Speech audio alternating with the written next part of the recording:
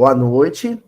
Vamos iniciar então mais uma vez o nosso estudo do Evangelho de Mateus, à luz da doutrina espírita. Esse estudo cuja metodologia tem por característica central a paciência, o detalhe, o cuidado com a minúcia, né?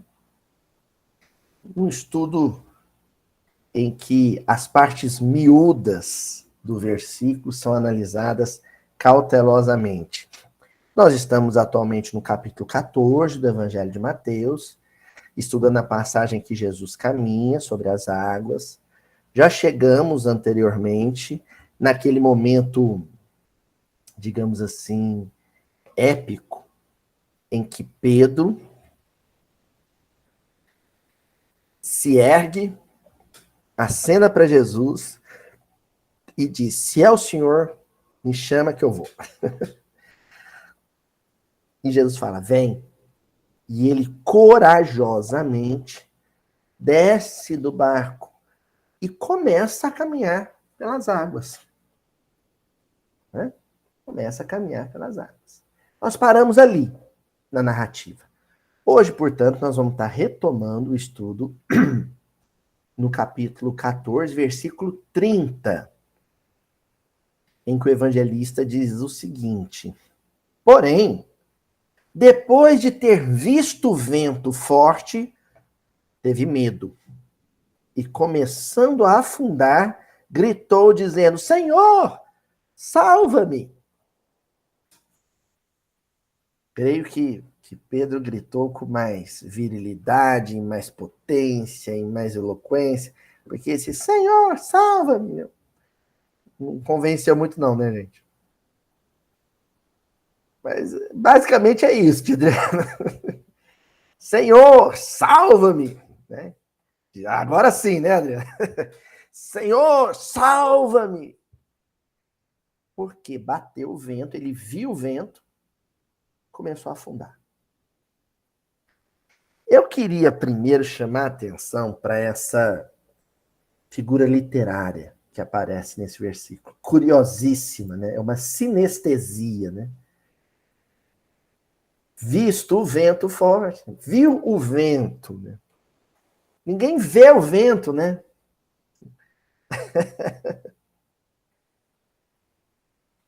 Viu o vento, né? Eu vi o sino tocando. Não, você não vê o sino em si, né? É mais possível, mais provável que você tenha ouvido o sino tocar, né? Então você não vê o vento. Que história é essa de ver o vento? Queria chamar a atenção primeiro para isso. E interessante, se a gente criar, né, a circunstância, talvez a gente comece a entender a figura de linguagem. Porque se você para na frente de uma piscina, num momento em que se anuncia uma tempestade, o vento começa a soprar, como é que vai se comportar as águas da piscina, ou do rio, ou do lago?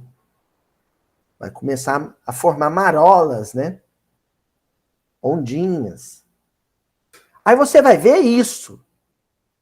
Então você não vê o vento, você vê o efeito que o vento provoca nas águas enquanto ele sopra. Se você andar num carro conversível, né? E os seus cabelos começarem, igual o meu cabelo aqui, né? Meu cabelo começar a sacudir com o vento, né? Bonitão. Você não vai ver o vento. O que você vai ver? O vento sacudindo o cabelo. Você está vendo o cabelo sacudindo, não é o vento. Mas aquele efeito do cabelo esvoaçante é provocado pelo vento. Em síntese, Pedro não viu o vento. O que ele viu foi o mar agitado pelo vento. Ele viu o efeito da movimentação do vento. Ele viu o efeito daquele vento forte. É isso que ele viu. E esse viu a gente pode substituir por percebeu.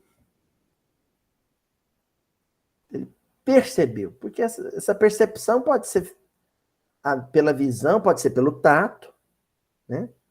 O vento tocando a sua pele. Pode ser pelo olfato, né? O vento trazendo algum odor no mar, aquele cheiro de maresia que a gente fala, né? O cheiro do sal, né? Então, na verdade, é um efeito físico. É isso que eu quero chamar a atenção. Eu fiquei tão impressionado com essa composição, ver o vento, né? O vento visto, que eu fui lá no original grego para dar uma analisada. E a palavra blepon, ela se refere a uma vista física mesmo. Então, estamos no caminho certo. Blepon quer dizer o ver físico, ver algum efeito físico do vento. Ou o trigo chacoalhando, né, na plantação, ou o mar sacudido, ou a poeira se levantando. Já viu redemoinho, né? Na época do calor, muito seco aqui na nossa região, o vento lá pega um pé de terra lá e... É uma visão física. O que você vai captar pela vista é um processo físico. Tá bom?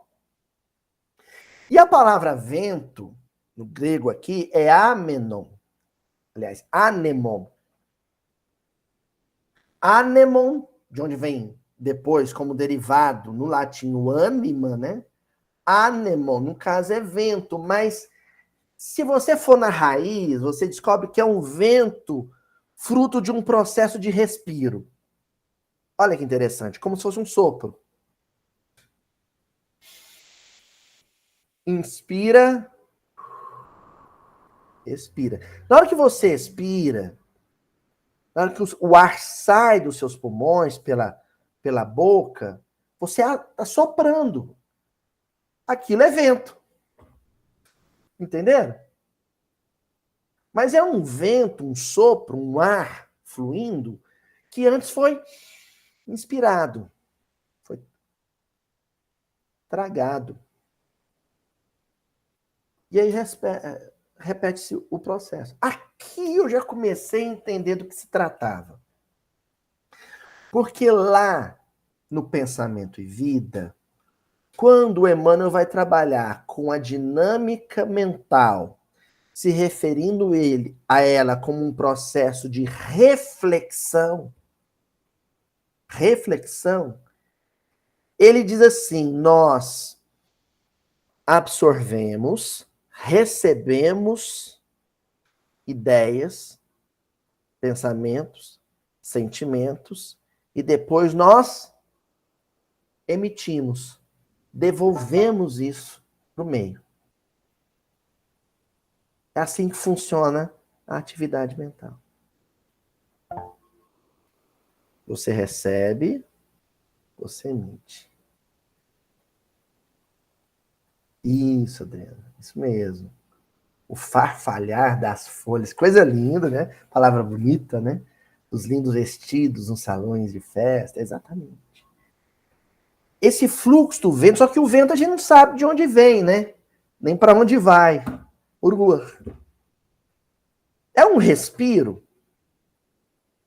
que a gente pode tranquilamente, e aí a gente está fazendo referência ao ruach hebraico, né? Tornar algo análogo ao movimento espiritual, ao pensar, ao existir mentalmente. O espírito, enquanto existe, o espírito, enquanto flui, ele respira ideia, ele respira sentimento. Absorve, emite. Absorve, esparge. Entendeu? É a nossa atividade mental, é isso. Não pensamos sozinhos, pensamos em comunhão. Eu recebo as ideias, as vibrações, os sentimentos que vêm do espaço, eu vou digerir aquilo, metabolizar aquilo, psiquicamente e emitir em forma de ideia. Quando isso sai de mim, é vento. Vamos pegar o caso do Pedro, então, e conectar com essa analogia. Se nós estivermos falando numa perspectiva espiritual, e esse é o foco do nosso estudo, ele não viu o vento, ele viu o efeito do vento sobre as águas. Assim como ninguém vê pensamento. Ninguém vê ideia. O que a gente vê é o efeito das ideias, o efeito dos pensamentos no fluido cósmico universal. Se tivermos uma visão psíquica, né? Uma visão que você consiga captar o que a gente chama de invisível, que é o mundo espiritual. Então você não vê um espírito, você vê o perispírito. Porque o espírito não tem como ver. Não tem como ver o espírito. Ah, eu sou médium vidente, eu vejo espírito. Não, você vê perispíritos, que são o efeito de uma atividade mental, de uma vida mental. Ah, eu vi, eu fui, sonhei, saí do corpo, fui lá no plano espiritual e vi o Erebus, vi os jardins. Não, você não viu o jardim. Aliás, você não viu a mente de quem criou aquilo, você viu o efeito da criação. Entendeu? De tal maneira que essa atividade mental, essa rede mental em que a gente reflete e absorve pensamentos, ela até mesmo se tangibiliza no plano sólido, físico, né, propriamente dito, através do impacto que essas atividades mentais causam no nosso corpo físico. Entendeu? Do nosso corpo físico, de todas as estruturas materiais, é certamente a mais sensível a essa ventania que nos rodeia.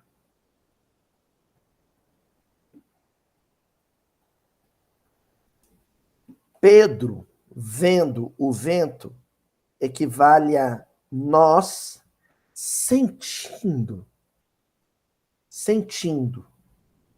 o efeito vibratório de alguma atividade mental.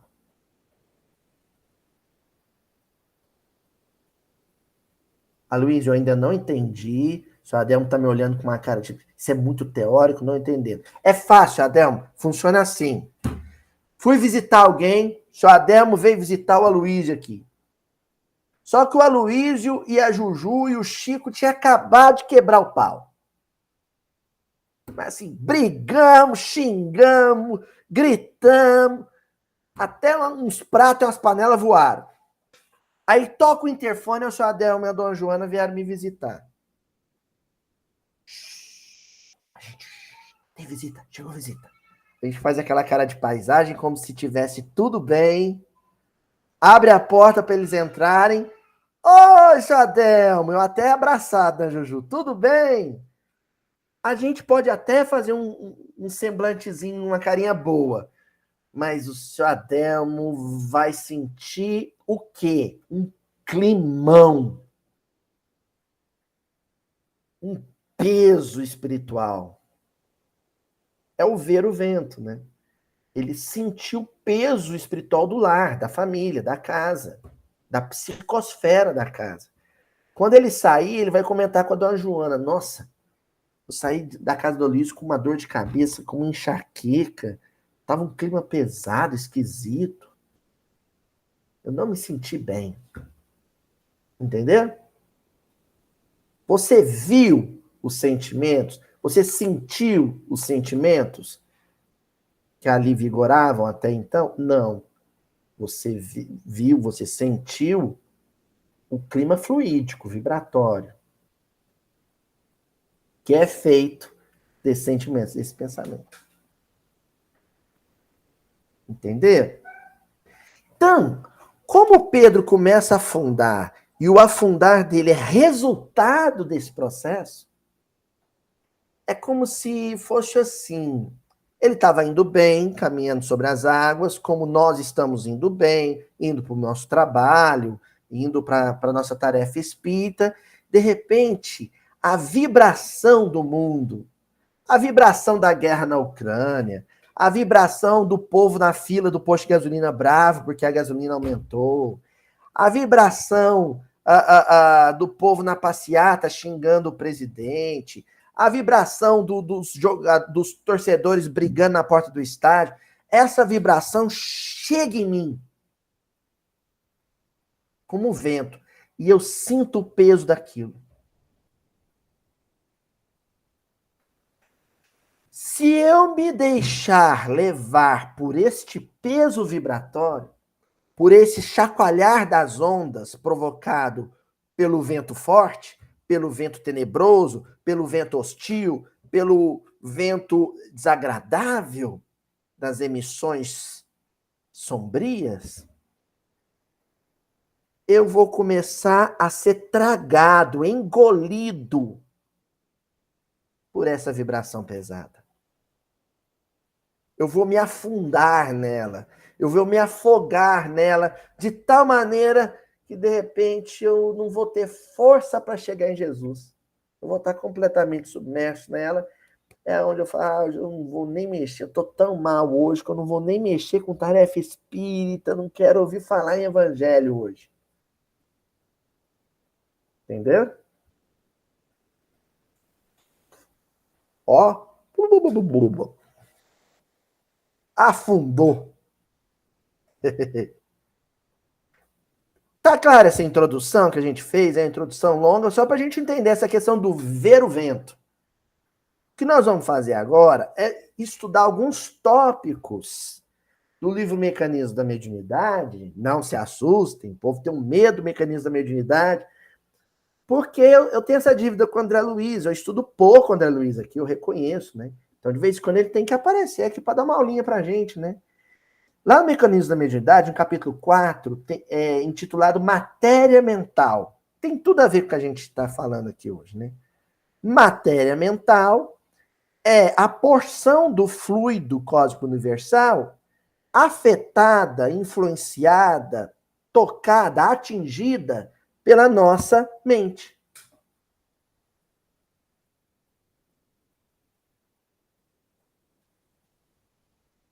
Entendeu?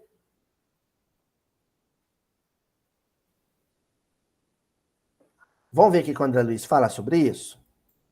Ele começa dizendo assim: como alicerce vivo de todas as realizações nos planos físico e extrafísico, encontramos o pensamento por agente essencial. Pensamento é vida. Pensamento é tudo. Pensamento é tudo. Tudo. Se for para resumir assim, numa palavra, o que a gente estuda no centro espírita? Pensamento. Qual é a matéria principal de estudo de um centro espírita? O pensamento. Quando a gente pensa, a gente cria, recria. Quando a gente pensa, a gente está emitindo ideias nossas conjugadas com aquelas que a gente assimilou. Então você adoece e você cura com o pensamento.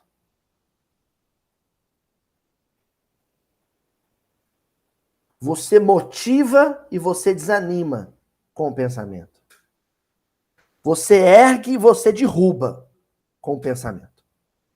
Pensamento é tudo. Por isso que ser espírita é tão difícil. Porque a noção de pecado é reorganizada, é reconsiderada, é reinterpretada. Pecado não é aquilo que eu faço ou falo com as mãos ou com a boca. Pecado é aquilo que eu crio e recrio com o pensamento.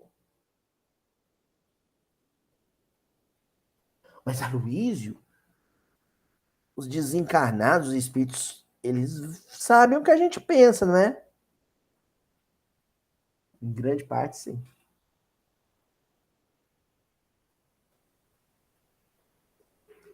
Enfim, mentalmente, estamos todos nus.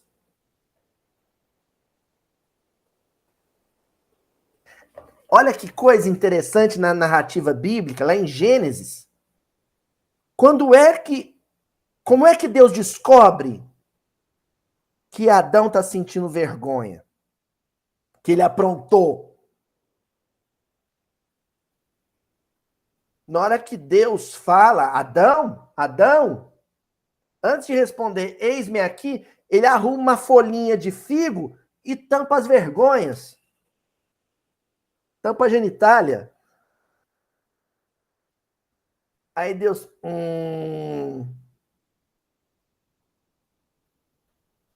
O Chico é assim, se eu falo, Chico, e ele põe a mão para trás, eu já sei.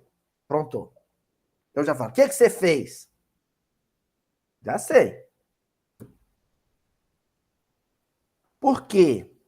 Porque a gente está sempre querendo esconder, ocultar isso de alguém. O nosso esforço é o de ocultar dos outros as coisas erradas que a gente faz. E aí dá um certo alívio em todos nós, diz, ainda bem que os outros não sabem o que eu penso. Ainda bem que o que eu penso é só meu. Aí você se torna espírita. E descobre que não é bem assim. Não, não existe privacidade mental. Isso não existe. O máximo que você consegue é manter um padrão mental tão elevado, voar tão alto com ele, que os radares das entidades e dos desencarnados mais infelizes não captam. Entendeu? Você voa longe da faixa deles. Aí sim. Mas para espíritos que vibram em faixa superior à sua, acabou. Sabe quando a mãe, né, a Andresa fala para Maria Fernanda pronto, ela fala assim, você engana qualquer pessoa, Maria Fernanda, menos a sua mãe. Não é assim?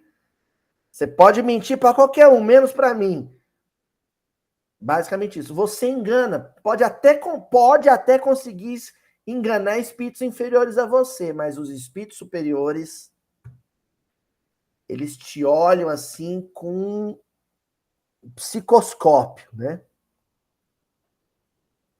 Você, para um espírito que avalizou sua reencarnação, para um espírito benfeitor, para um espírito que te ama, que cuida de você e que vibra numa faixa superior, você está radiografado para ele. Raio-X. Ele te vê na intimidade. Ele olha para você e sabe tudo. Tem noção do que era o zoião de Jesus arregalado, assim, de cima a baixo, né? Jesus te desmontava assim, sabe? Que nem Lego. Te desmontava e montava de novo.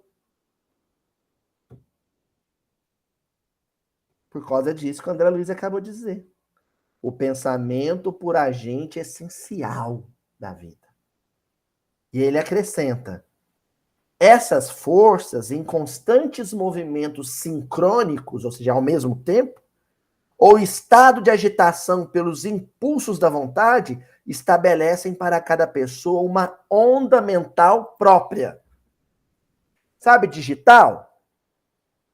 Só você tem. Ninguém tem outra igual. Ela é sua. Por isso que a gente usa no documento. Porque ninguém tem essa configuração. Só um clone. O nosso pensamento, ele tem um ID, né, para usar um termo da informática, ou um RG vibratório. Tem médiums que não são videntes, não tem uma visão mediúnica ostensiva, mas pega e fala assim, fulano tá aqui. Não é? Vocês já viram? O médium fala assim, tô sentindo a presença do fulano. O que é isso? Ele identificou a faixa vibratória, o RG vibratório, ou o ID vibratório, a digital vibratória, daquele espírito que é dele. Entenderam? Aí, o André Luiz ele faz esse comentário para o que ele vai dizer em seguida. Se a existência nasce dos diminutos núcleos atômicos, né? Ou seja, estruturas atômicas, gente, que a física do mundo começa, né, a vislumbrar, quantas, né? A física quântica, né, as partículas subatômicas, os quarks, começam a ser estudados, né? Então, ali, ó, se a existência nasce dos diminutos núcleos atômicos, em situações extraordinárias da mente, quais sejam as emoções profundas, as dores indizíveis, as laboriosas e aturadas concentrações de força mental ou as súplicas aflitivas, o domínio dos pensamentos emitirá raios muito curtos ou de imenso poder transformador no campo espiritual. Quando você vibra angústia, aflição, medo, raiva, é onda curta. É o que a gente, folcloricamente, no movimento espírita, chama de vibração pesada. Essas emoções muito fortes, né? O medo, a raiva, a culpa, o ciúme, a inveja, a angústia, a aflição, elas estruturam o nosso fluxo vibratório dentro de ondas curtas. Uma frequência de ondas curtas. É a vibração pesada, densa, sombria, escura.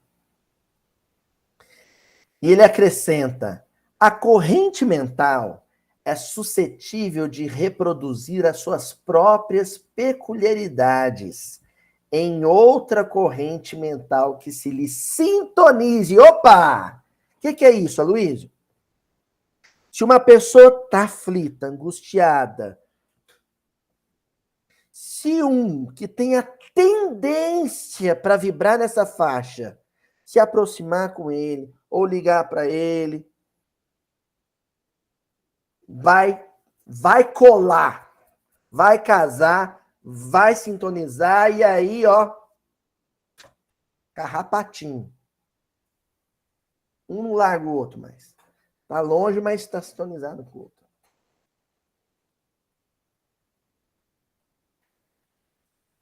Por isso que é interessante no livro 50 anos depois, né?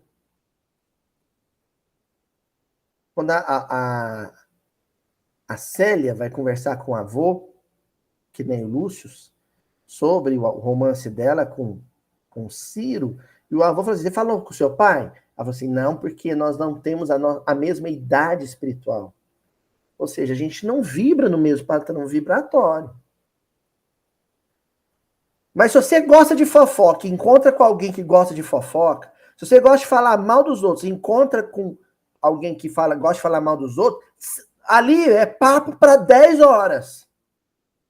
Se você não gosta de. Se você gosta de xingar político e o outro gosta de xingar político, se vocês dois encontrarem, vai à noite. Se tiver um gorozinho, então, madrugada. Porque o que aconteceu ali foi um processo de imantação eletromagnética, vibratória. Um grudou no outro. Por isso também que um dia que você sentir que está com uma tendência à tristeza, tem certas pessoas, assim, parece que a pessoa anda com aquela nuvenzinha, com raio. Já viu de desenho? Evita. É sério, não é falta de caridade, não. Evita, porque hoje eu não tô bem. Se eu puxar papo com fulano, Tem aquele sujeito no emprego que você fala assim, e aí? Como é que você tá? Ah, eu tô com reumatismo, meu marido me largou, eu pisei no cocô do cachorro. Se você ver ele vindo, você toma outro rumo, porque ali você tem que estar de alto astral. Ô, tô de alto astral. Na hora que ele vier falando mal da vida, eu falo assim, não, mas você vai melhorar. Porque senão vai danar os dois a falar, a reclamar da vida junto.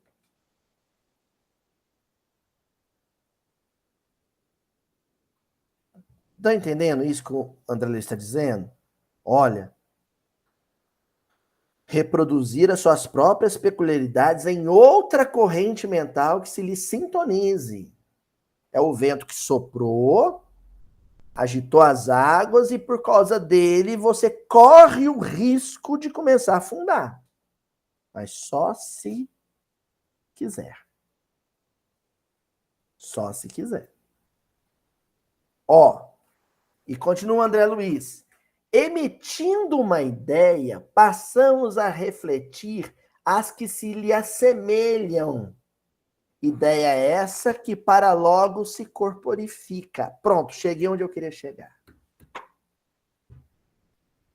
Se a ideia negativa de alguém é comprada por mim, se eu fecho com o cara, sociedade, ele emitiu uma ideia negativa, seja num comentário do WhatsApp, do Facebook, seja um sujeito que está sendo entrevistado na televisão, seja um irmão de profissão, no emprego. Se eu assimilar a ideia dele, o passo seguinte é corporificá-la, ou seja, ela vai virar sintoma. Ela vai ser somatizada. Portanto, se é uma ideia ou um sentimento muito negativo, baixo astral, o impacto, o reflexo dele no meu corpo físico vai ser negativo. Vai ser tóxico, vai ser nocivo, vai virar doença.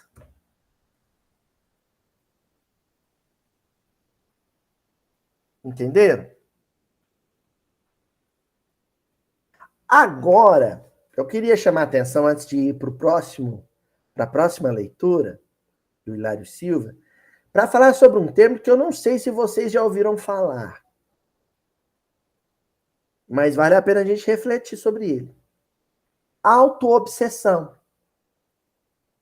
Quem já ouviu falar em autoobsessão?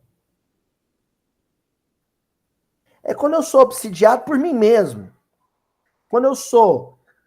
As sugestões negativas que me adoecem partem de mim. É tipo o cara que mete a mão para coçar as frieiras do dedo e depois mete a mão na boca. Gente, eu não cocei frieira não, viu?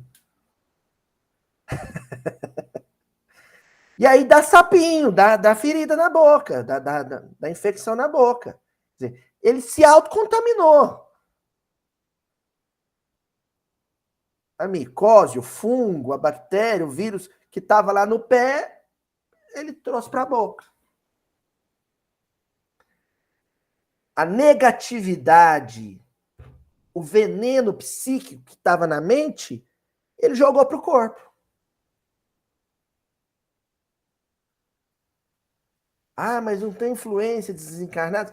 Aí, no caso, o desencarnado, gente, ele vai agir mais que nem, vamos dizer assim, aquele verme, aquela bactéria que entra quando o tecido já degenerou, sabe? Quando a carne já está podre. Ele entra ali aproveitando a carniça.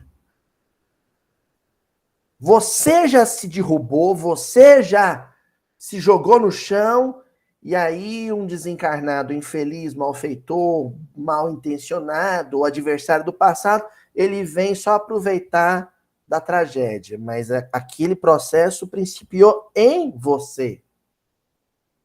Querem ver uma historinha sobre isso?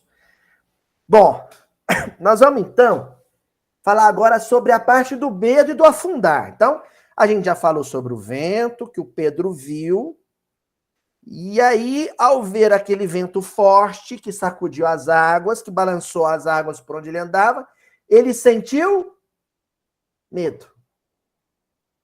E ao sentir medo, ele começou a afundar. O medo, no caso do Pedro, é uma autossugestão. É uma autossugestão.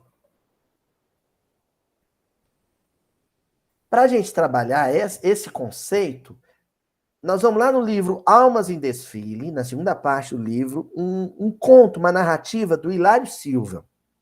Eu adoro as narrativas do Hilário Silva. O capítulo 2, intitulado O Golpe de Vento. Ó, pronto, já deu o gancho com o versículo de hoje. O golpe de vento. Essa lição, gente, eu vou ler ela na íntegra porque ela é maravilhosa. E ela casa com o versículo de hoje, assim, mão com a luva, viu? O Hilário Silva começa dizendo assim, ali, na solidão do quarto de estudo, Joanino Garcia descerrara a grande janela à procura de ar fresco. Repousara minutos breves e agora, porém, acreditava ter chegado ao fim. Julgara haver lido uma obra de clínica médica a própria sentença de morte. Facilmente sugestionável há muito vinha dando imenso trabalho ao médico. E não obstante espírita convicto, deixava-se levar por impressões. Em menos de 2 anos, sentira-se vitimado por sintomas diversos. A princípio, dominado por bronquite rebelde, compulsara um livro sobre tuberculose e supusera-se viveiro do bacilo de Koch. Vamos resumir. O Joanino, o nome completo dele é Joanino Garcia. Ele debruçou na janela e falou, tô morrendo. Tô morrendo. Mas de onde ele tirou essa conclusão, Flavinha? É o seguinte, ele teve uma bronquitezinha, meia boca, um currufo ali, uma tossezinha sem vergonha, mas ele tinha uma mania. Para ruína dele, ele tinha em casa, ele não era médico, mas tinha em casa uma brochura, um livrão grosso, uma enciclopédia médica com verbetes, doenças e a descrição da doença. Tudo que acontecia com ele, ele ia lá. Tosse. O que pode ser tosse? Aí vinha as doenças. Aí depois ele lia sobre as doenças. Esse é um conto da década de 60, se não me falha a memória. Hoje a gente não tem mais o livro. O que a gente faz quando a gente adoece? Aí, Flavinha, o doutor Google. Não é, seu Murilo? Você dá uma tossezinha e você vai lá no Google e escreve assim, tosse seca. E aí os algoritmos, terríveis algoritmos, pega e te manda lá como a primeira ocorrência, porque a gente é preguiçoso, a gente vai na primeira ocorrência. Assim.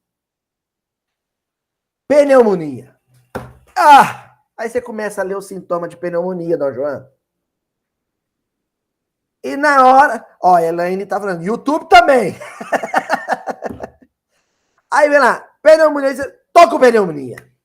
Tô com pneumonia, e aí você não tem, você tá com preguiça. Médico. Porque se for público, você vai enfrentar uma fila enorme, se for particular, vai vir descontado no plano de saúde, no salário. Aí você fala, não, tem um farmacêutico amigo meu, lá na farmácia, no bairro tal, que ele vende antibiótico sem precisar de receita, é um conhecido meu. Aí você lá e fala assim, ó, descobri que eu tô com pneumonia. O miserável do farmacêutico não vai nem te perguntar que médico que você foi. Mal sabe ele que é o YouTube ou o Dr. Google. Aí, ó, pra pneumonia, normalmente é esse aqui, ó. Ele já te vende antibiótico que você já toma. É bom, não é? Olha que beleza, gente. A dona Tatiana tá desesperada ali. O nome disso é automedicação. Dependendo do vício, que é uma patologia que o ramo da psiquiatria estuda, né? E que é grave, e pode resultar em tragédia. A mania, a compulsão por tomar remédios. Qual o nome disso? Hã? Pode falar, dona. Vamos convidar alguém da área de saúde. Pode falar, dona Tatiana? Hipocondria. Hipocondria. A gente até brinca. Ah, fulano é hipocondríaco, ele toma remédio, mas, gente, isso é uma patologia. Tá? Isso é tratado, é diagnosticado. Agora, a automedicação nem sempre é hipocondria. Quase sempre é falta de vergonha na cara mesmo, sabe? É quando o sujeito ele acha que ele tem condições técnicas de se automedicar com base numa mera pesquisa na internet. E o nosso amigo Joanino Garcia fazia isso no livrinho dele. Resultado, já tinha 2 anos que esse homem inventava doença e o médico da família, a própria família já não aguentava mais, porque tem parente nosso que a gente já não aguenta mais, porque cada hora ele inventa um trem.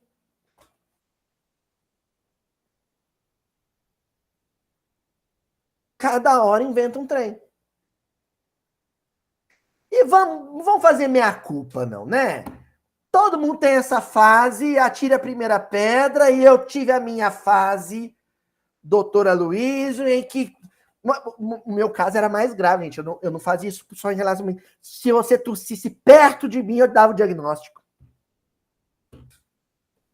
No serviço, pô, eu peguei fama, né? Porque aí a gente fala bem, né? A gente é orador espírita, aí você é convincente. Eu peguei fama, saí a gente de outro bloco lá na universidade para ir me consultar. Eu tô com a dor aqui na coluna, eu já falei, não, é o seguinte, você tem que fazer pilates, mas se tiver inflamado, você vai tomar tal coisa. Eu já tava famoso, cara. Tava famoso. Eu não sei quantos que eu matei, não, mas eu tava com uma fama boa. Não é assim? Todo mundo tem essa mania. A gente tá rindo de nervoso, viu, gente? O negócio é bem sério. Vamos continuar a leitura, ó. Ah, o detalhe do Joanino Garcia, não sei quem reparou durante a leitura. Espírita convicto. Espírita convicto. Ó. Tempo e dinheiro foram gastos em exames e chapas. Entretanto, mal não acabara de se convencer do contrário quando, numa noite, ao sentir-se trêmulo, sob o efeito de determinada droga, começou a estudar a doença de Parkinson. E foi nova luta para que lhe desanuviassem o crânio. Ele começou a tomar tanto remédio que começou a tremer. Tô com Parkinson. Sabia. Você quer ver? Foi lá no livro, pegou o livro. Aqui, ó, sabia, tô com Parkinson. E aí, a família, para tirar ele da cabeça, porque o sujeito, ele cisma que tá com a doença tal, ele vai em 8 médicos. Gente, se vocês forem em 8 médicos, vocês vão ter 8 diagnósticos diferentes, possivelmente. Porque depende do dia que você foi, depende do momento em que o sintoma apareceu, enfim. Ele ia até achar o que falasse, o que ele queria ouvir. Porque a gente tem isso. Você vai no médico, o médico fala que não tem nada, você sai de lá depressivo. Paguei uma fortuna, paguei uma nota, R$400, para ele falar que não tem nada. Onde esse miserável comprou esse diploma? Você fica desapontado. E você vai indo, até achar um que satisfaz. Que te dá o prazer de escutar. Você tem isso. Não é? E o Joanino Garcia cismou que estava com Parkinson. Foi um custo para convencer ele de que ele não tinha Parkinson. Prossegue a saga do nosso espírito aqui, ó. Vocês estão percebendo? Espírito é convicto. O que significa dizer isso? ele saiu do barco e está caminhando em direção a Jesus. Ele não podia tremer, ele não podia tossir, ele não podia engasgar, ele não podia coçar a cabeça, ou seja, não podia vir uma ideia, uma sugestão infeliz de um desencarnado malfeitor, ou de um sintoma corporal, que ele já começava a afundar nas águas. Ideia fixa, associada a medo sem justificativa, é afogar, é afundar nas águas, num mar de vibrações negativas. Continua. Joanino mostrara-se contente por alguns dias. Entretanto, uma intoxicação alterou-lhe a pele, e ei-lo crente de que fora atacado pela púrpura hemorrágica, obrigando o médico e a família a difícil trabalho de exoneração mental. De tanto tomar remédio para Parkinson sem ter Parkinson, aí tem uma alergiazinha. Ele, tô com câncer de pele. Ah, meu Deus do céu. Aí lá vai a família, o médico, arrancar esse quisto mental. Pensamento é tudo. Fora aqueles autossugestionados. De tanto pensar que tem aquilo, você consegue. Você consegue.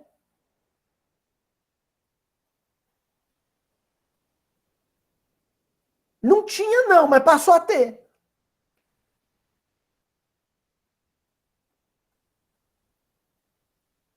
Não é assim?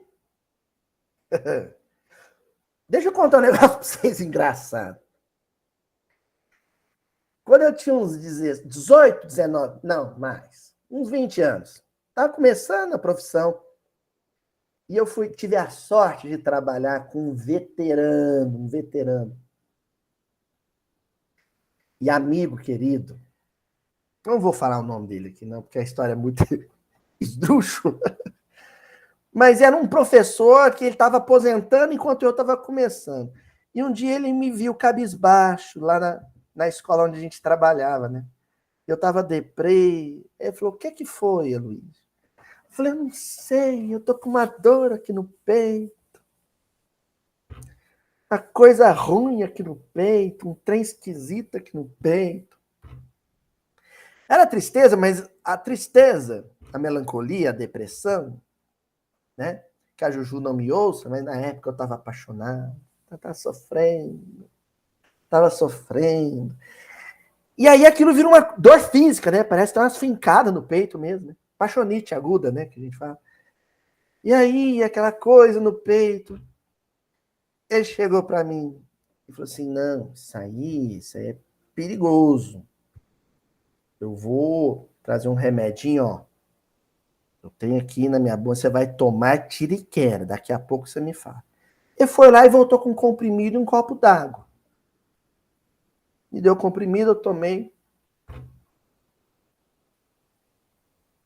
2 horas depois, eu falei, é um antidepressivo, né?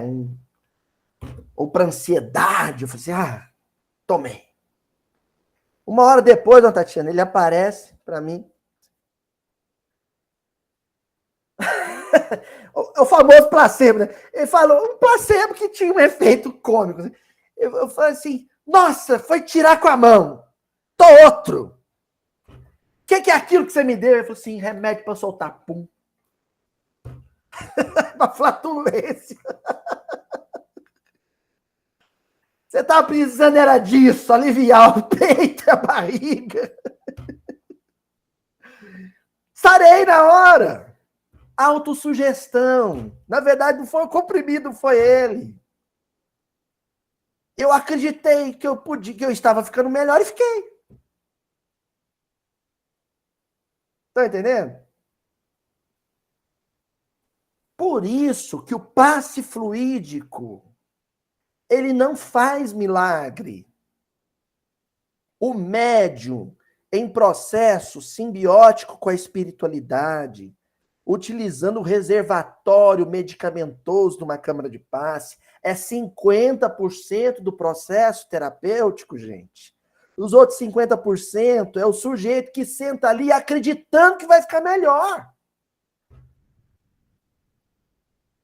Porque senão ele sai dali e é aquele ingrato que fala assim, nossa, eu tomei um passe, tadinho, o médico até se esforçou, mas foi a mesma coisa que não tomar.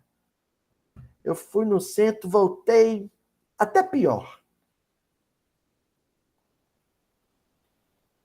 Ingrato. Os espíritos fizeram a parte deles. Mas cadê seu poder de reação? Continuando a nossa história aqui, né? Naquele instante, contudo, via-se derrotado, experimentando muita dor, buscar o consultório na antevéspera e o clínico amigo descobrir uma artrite reumatoide, recomendando cuidados especiais. Gente, agora essa história começa a ficar genial de cômica. Cômica pra gente, não pro Garcia, né? Pro Joanino Garcia. Porque aí o médico só deu o diagnóstico. Mas o médico, ele não tem obrigação de dar uma aula sobre aquilo pra gente, não. Tem médico que faz isso. A gente gosta, né? Geralmente é o médico que a gente gosta. A função do médico, gente, é curar, tratar. Ele nem tem o compromisso de curar, porque às vezes é incurável, mas tratar, pelo menos. Agora, explicar medicina é a função dele na faculdade, para os alunos dele. Mas tem gente que paga consulta. Se o médico não projetar um slide lá e ensinar para ele, não é assim, não, Tatiana? Ele não sai satisfeito. É bom conhecer um pouquinho, então, mas não precisa conhecer tanto, não, gente. Confia na medicina e pronto. Se tiver em dúvida, aí procura uma segunda opinião, se for uma coisa séria, uma cirurgia. Bem, não é da minha área, mas o que eu quero dizer é o seguinte. O médico deu o diagnóstico para o Joanino Garcia, artrite reumatoide. E o certo, então, já que ele era curioso, era ele perguntar para o médico. Mas ele não fez isso. O que ele fez? Chegou em casa e foi consultar o livrão de medicina dele.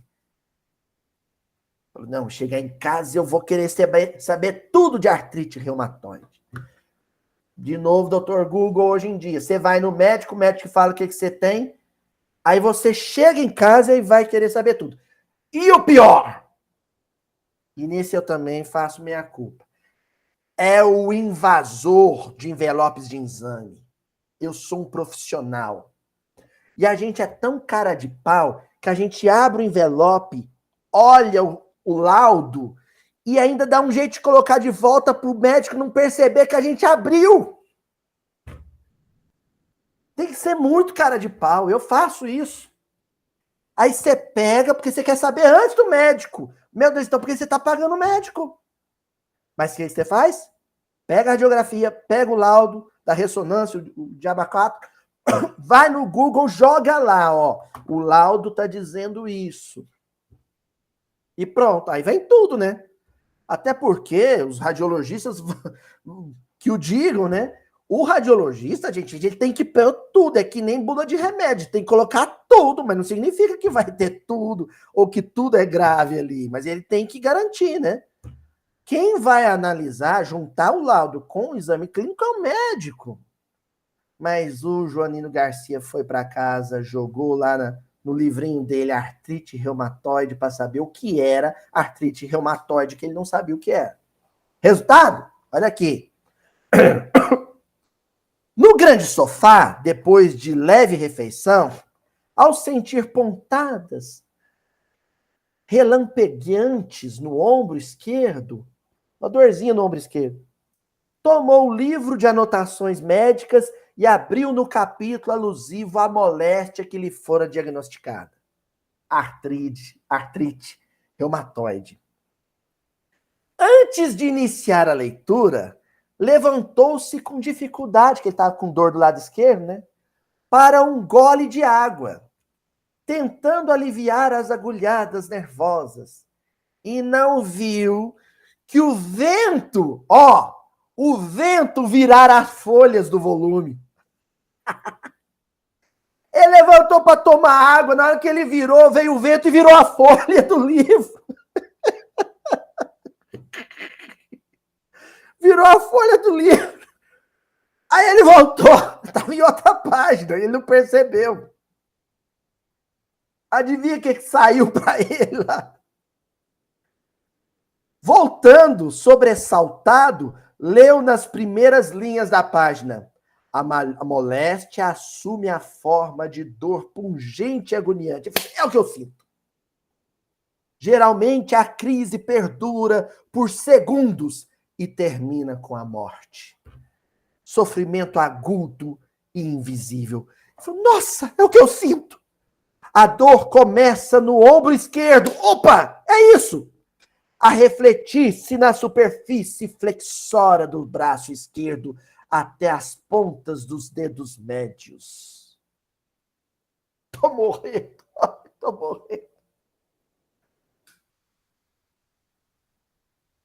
Sabe o que era? Angina.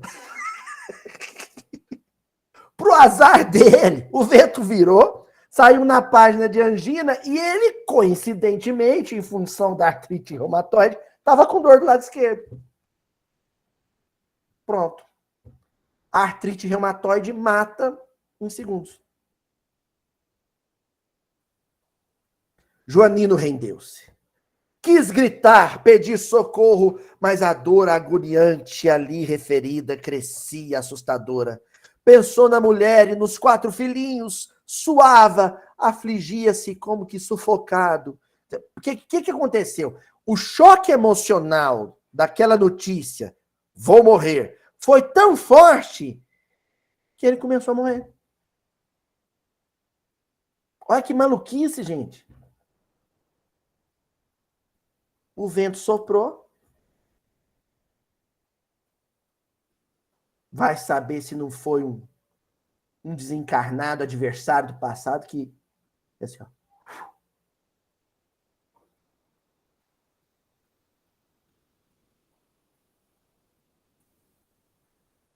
Não podendo resistir por mais tempo aos próprios pensamentos concentrados na ideia da desencarnação, rendeu-se à morte. Despertando, porém, fora do corpo de carne, afogado em preocupações ao pé dos familiares, em chorosa gritaria, viu o benfeitor espiritual que velava habitualmente por ele. Eu imaginei a cena, não sei vocês, mas eu imaginei o benfeitor assim.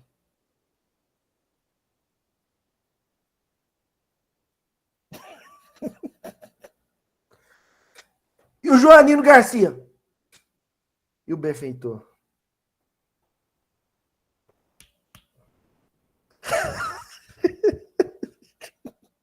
Já era.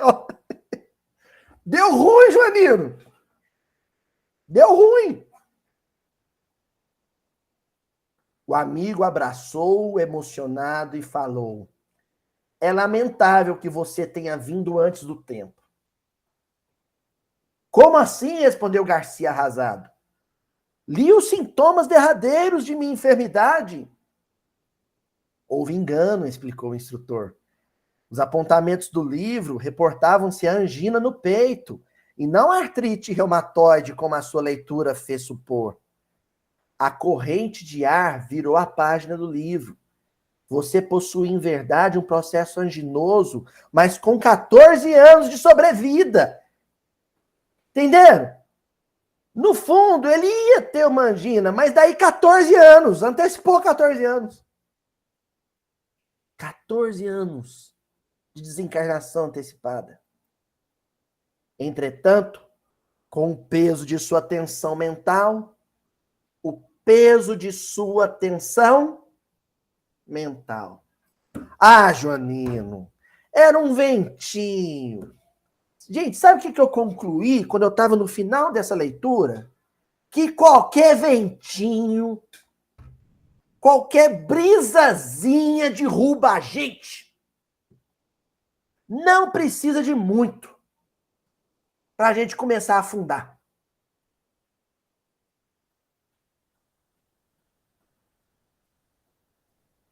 Chega no serviço, tem sempre um companheiro, né, infeliz, que só vai precisar falar assim: você tá meio pálida hoje, o que foi? Você alimentou direito? Pronto. Eu já saio dali, já vou pro médico, já ligo pros familiares, tô com anemia. Não é? Fechando a lição.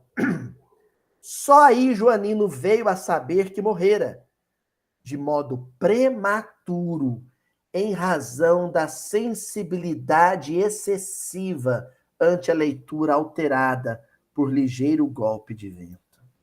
Cuidado com o ventinho que sopra, gente. Cuidado com as sugestões negativas, por menores que elas sejam. Porque quem começa a afundar nas águas por causa de brisa, não está pronto para enfrentar ao lado de Jesus as grandes tempestades. Até a semana que vem.